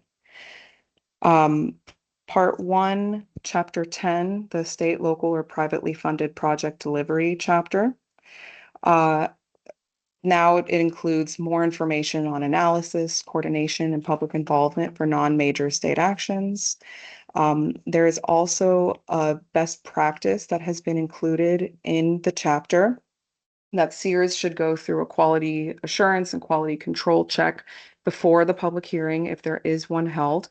And this best practice references new SEER QA/QC checklists. So there is a FTE QA/QC checklist and one specifically for districts that are preparing SEERs. So that best practice is going to reference those, and you'll be finding those will be going live soon as well. So that will hopefully help streamline the QA/QC process for SEERs. There is also new information in the chapter on when a SEER doesn't require a public hearing, and you'll find that that is just mirroring the requirements for a type 2 and now an EA, where you don't necessarily need to have a public hearing for every SEER, just if it's a major transportation project. And so again, that's just to mirror the statutes. And so now those will all be consistent with each other. And there has also been reorganization and clarification on local agency or private entity managed projects. And that has been incorporated into the chapter as well. Next slide, please. Part 1, Chapter 12, Environmental Permits.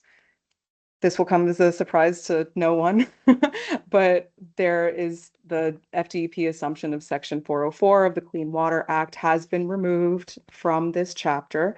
I know everybody's shocked to hear that, but and another change to this chapter is that now there's guidance on the general permit for bald eagle disturbance as well. For Part 1, Chapter 13, reevaluations, there is now additional guidance on consultative reevaluations, when they can be prepared, who needs to review. And another big change now is that reevaluations are now required when federal aid authorization is requested for right-of-way or construction phases within more than 3 years after LDCA. The change there, of course, being that previously it was within 1 year, and now it's within more than 3 years. And the reason for that is, again, just to mirror the regulations with regard to timeline requirements for reevaluations. So we're just creating more consistency here. Also, Part 1, Chapter 16 has removed the guidance for the Coast Guard as a lead agency. And of course, that's also reflected in the change to the chapter name, which removes reference to the Coast Guard, and now the chapter is simply titled Navigation. Next slide, please. Part 2, Chapter 1, Project Description, Purpose and Need, and Planning Consistency. As mentioned before, now the planning consistency information that was previously included in Part 1, Chapter 4, Project Development Process, has now been moved to Part 2, Chapter 1.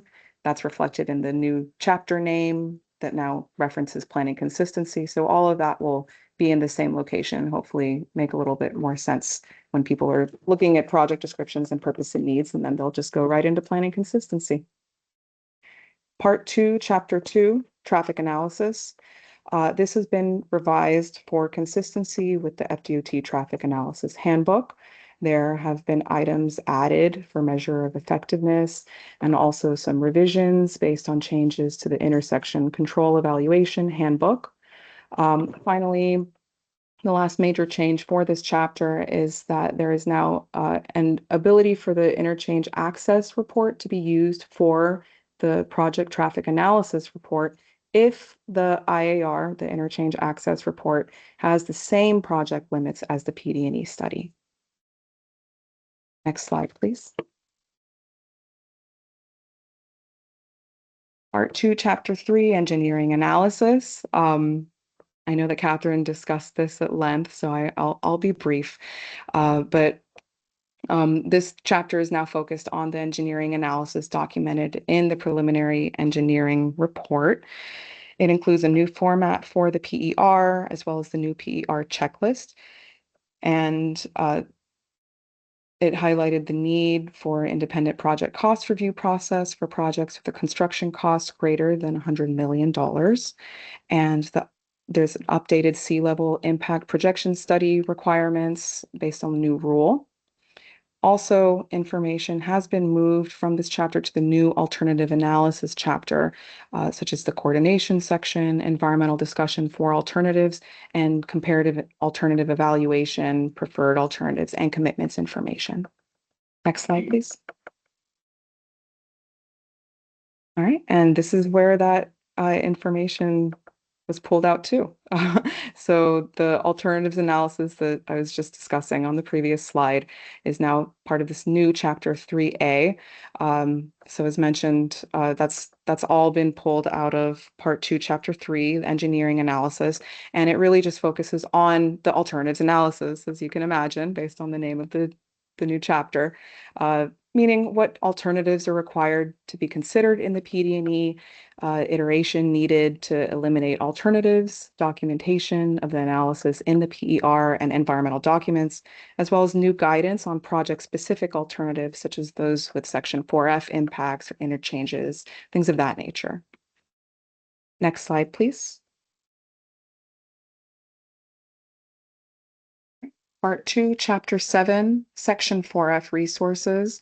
There is now an updated decision tree in the chapter, and that links to the guidance documents that I've been referring to. And the purpose of this is really to aid practitioners in making an accurate Section 4F determination, hopefully helping to eliminate some of the guesswork. There's also a removal of the directive for a specific class of action based on Section 4F determination, and submission steps for individual evaluations have been clarified. Part 2, Chapter 8, Archaeological and Historical Resources. There is now clarification regarding protecting sensitive archaeological site information and public accessibility. Guidance has been expanded on cultural mitigation development for adverse effects. There's been additional clarification regarding cultural resources commitments being included in the project commitment record, and minor updates to incorporate the SWEPT tool role in 106 submissions and auto-populating concurrence letters. Next slide, please. Part 2, Chapter 9, Wetlands and Other Surface Waters. Again, no surprises here. The FDEP assumption of Section 404 of the Clean Water Act has been removed from this chapter, and that's one of the really major changes there. Part 2, Chapter 11, Water Resources, the requirement for a wiki has been removed, but of course the information will be in other reports. For example, there's been more information in the chapter added regarding the requirements in the applicable drainage report to ensure that the information that previously would have been included in the wiki is included in the drainage report. And then also there have been some revisions based on new EPA sole source aquifer coordination and new stormwater laws. So be on the lookout for that in the new chapter. Next slide, please. Part 2, Chapter 12, Wild and Scenic Rivers. The main change here is that there is an addition of 2 new wild and scenic study rivers, Kissimmee River and Little Manatee River. And you'll see in SWEPT, those will be added to some of the drop downs for the Type 1 and Type 2. So that'll be something that you'll be able to easily add in the new SWEPT form templates. Part 2, Chapter 13, Floodplains. Language has been added based on changes to the Federal Flood Risk Management Standard. Next slide, please. Part 2, Chapter 16, Protected Species and Habitat. Regulations for interagency cooperation have been revised per ESA Section 7 final rule revisions. There is updated guidance for use of programmatic approach and species keys for Type 1 CEs and non-major state actions based on recommendations from the 2023 self-assessment. And there's also new NIMS informal consultation guidance and new emergency consultation website information. And that is also part of those new guidance documents that I've been referencing this whole time. So as you can see, there's quite a few that cover a wide range of topics and chapters. And I think it'll be really interesting to see everybody get a chance to use them. I'm going to keep moving. I know that am I okay on time? I think that I'm a little bit behind, but I can wrap these slides up quickly. Yeah, just a little bit, Joy, but you're doing all right. Great. Okay, thank you. I won't dilly-dally then. Part 2, Chapter 17, Essential Fish Habitat. There is new guidance on technical assistance, as well as additional guidance for formal ESA consultation, and there is new information about how to document EFH in the SEER. Next slide, please. Thank you. Part 2, Chapter 18, Noise. There's been updates and clarifications regarding FDOT's official noise policy and procedures to align with federal requirements. There's also been detailed criteria and explanations for Type 1, Type 2, and Type 3 project classifications added to the chapter. Guidance has been strengthened on the PD&E phase noise analysis requirements. Procedural detail has been added for reevals during the design phase. Feasibility and reasonableness requirements for noise barriers have been updated, and there is also updated guidance now for third-party funding restrictions, right-of-way purchase, donation conditions, and FGT pipeline clearance requirements tied to noise barrier placement. Also, there are enhanced requirements for community coordination, as well as either brand new or expanded sections covering inventory and reporting obligations for noise abatement measures, public involvement, and communication with local jurisdictions. Next slide, please. All right, this is the last one. We're in the home stretch here. Part 2, Chapter 19, Air Quality. There have been some minor revisions based on new EPA rules, and there is an updated reference to the latest model for carbon monoxide in Florida. Then for Part 2, Chapter 20, Contamination, there have been updates for ranking in Level 1 and contamination screening evaluations. The desktop review language has been updated, as has the contamination risk ratings in the chapter. And finally, the template for the contamination screening evaluation report, the CSER, has been updated in the chapter as well. So be on the lookout for that. Thank you very much, everyone. And thank you, Joy. That was a lot to get through. Yes, give our last speaker a round of applause. That was a lot to get through. And we've had so many people involved in the manual update. My goodness. Whew, so many changes. All right, so let's get to our live question and answer session. We've had some amazing questions come in, and we will do our best to get through them all. All right, so let's get started with a question from Wendy. Hi, Wendy.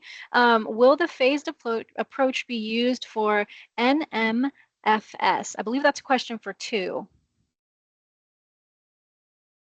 Hey, Wendy, this is we have not approached the National Marine Fisheries Service yet, so we're waiting to see how this goes with Fish and Wildlife Service, and that will help us inform how we approach National Marine Fisheries Service. But it's reasonable to think that we could be doing the same with National Marine Fisheries Service.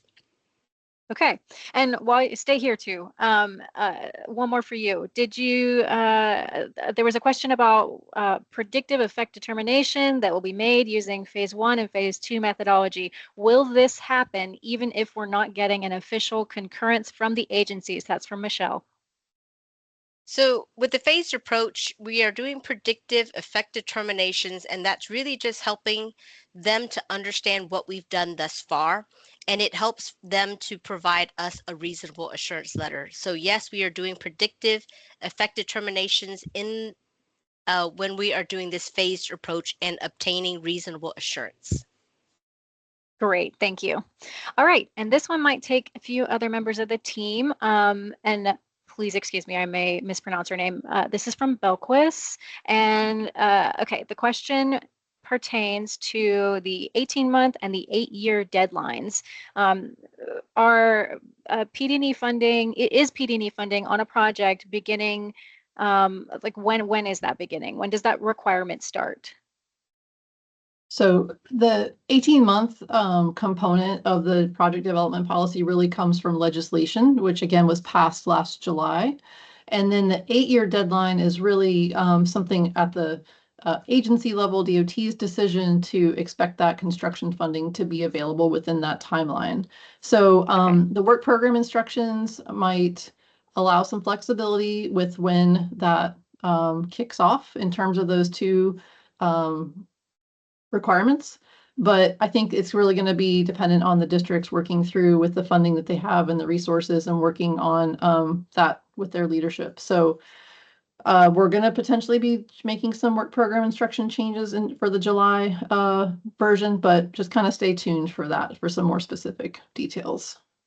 Thank you for that, Katasha. And you stay here as well, because there's a follow-up, kind of on the same thread, a question from Roberto. Thank you for this question about the entire project. Does it need to be funded like all the way through construction, or would construction, like a segment of construction, would that suffice for that funding?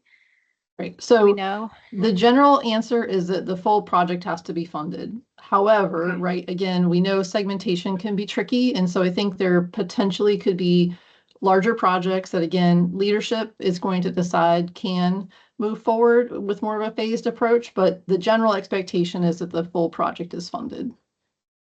Okay. All right. Thank you. All right. Our next question is conducting a pavement type selection report included in the PER? Catherine, I think that question is for you. That is not currently included in the PER. As we go further, doing more design work in PD&E, that might be something that would be scoped by your district, but it's not generally included. Gotcha. And stay here, Catherine. I have one more for you.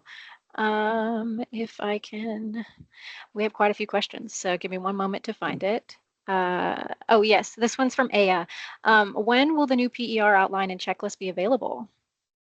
It should be available probably in May. I don't have an exact date, but it's going to be pretty close to the publishing of the PD&E manual. I'll follow it just for a few weeks probably. Wonderful. Thank you. And back to 2, we have a question about the 18-month project development policy and how that impacts some of the phased approach that you discussed in your section.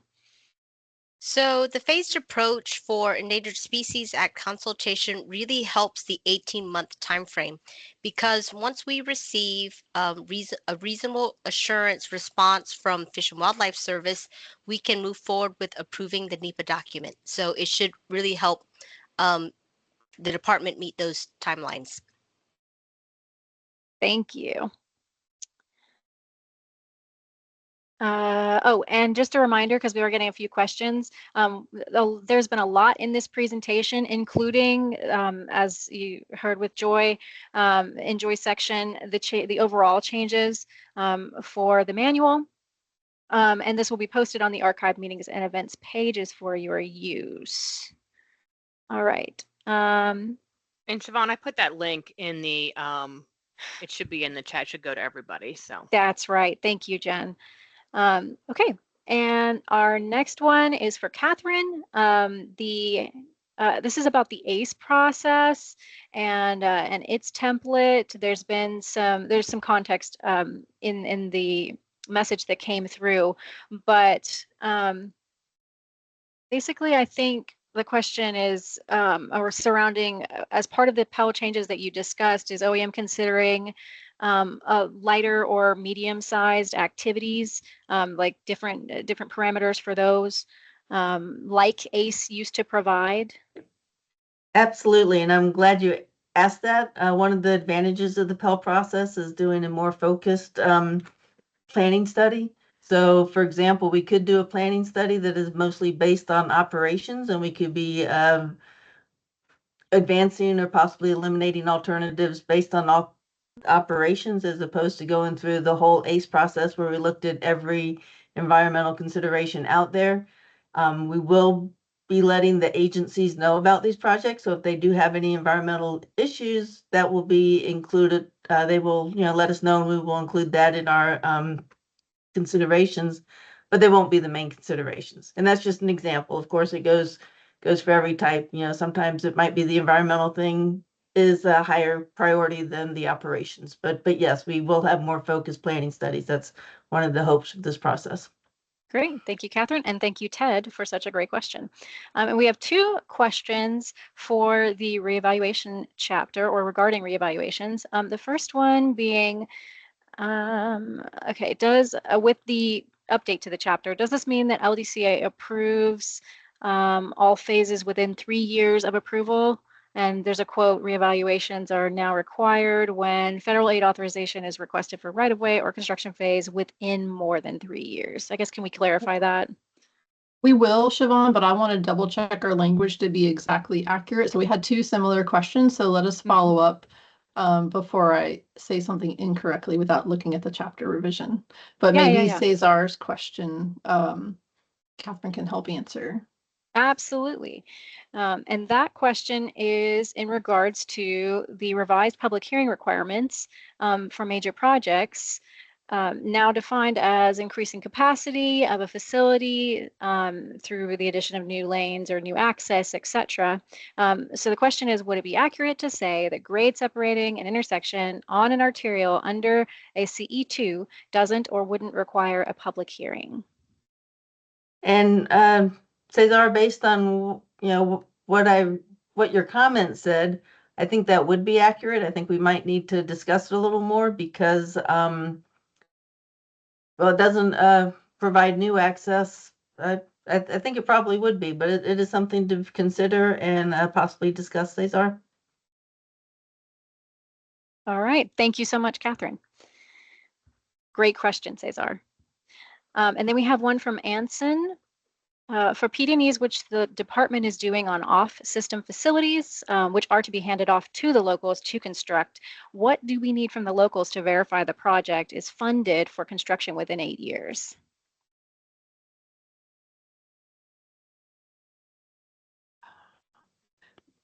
We would need something similar to what we would, have from the LRTP or their cost feasible plan, something that shows that they have their project planned to go to construction funding. So depending on the situation, if you're an MPO or TPO, you should have that. If you are not in that area, then we can talk about the specifics, but they would need to have something reflected in a plan. Okay. Thank you so much, Katasha. All right, we are almost right at time, and we would love for you all to have one more poll before we leave. This is a fun one. It's a word cloud. So Sierra, if you could put that poll up on the screen before we head out today.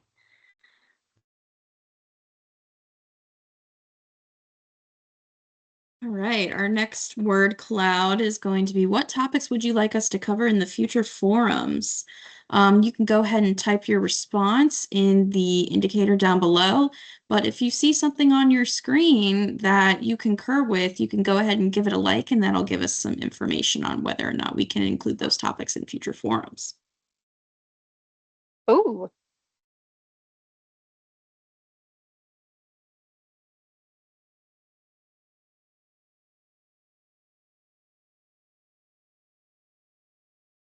Got a variety of topics coming in. Thank you, everyone.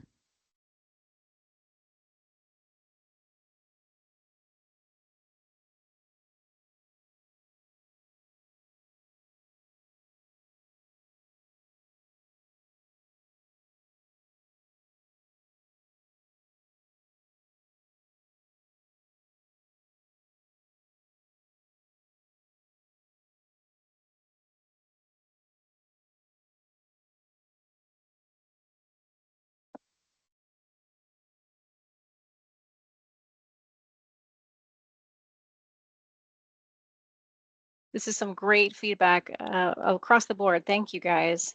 Thank you so much. Looking forward to looking through all of these after the forum ends. Let's just give it a little longer, Sierra, to make sure everybody has time to type. Sounds good. You just let me know when to close it.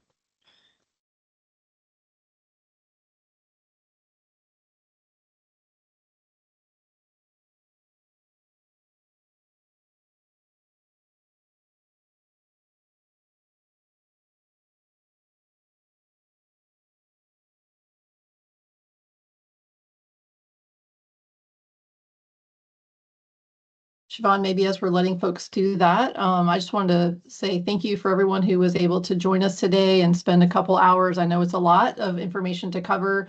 The slides will certainly be available as well as the recording. soon. And I think there was also a question about a crosswalk. We'll make sure that you guys have this information in the slides to kind of crosswalk you between what's in the old manual and what's in the new manual. But appreciate your time today. Look forward to future opportunities and hope to see you all soon. Thank you.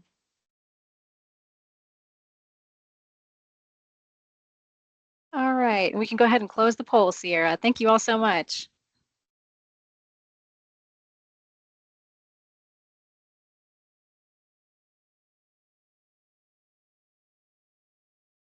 All right, and we're going to go ahead and close the forum. Thank everyone again for attending today and for your participation and all your questions. Have a great rest of your day.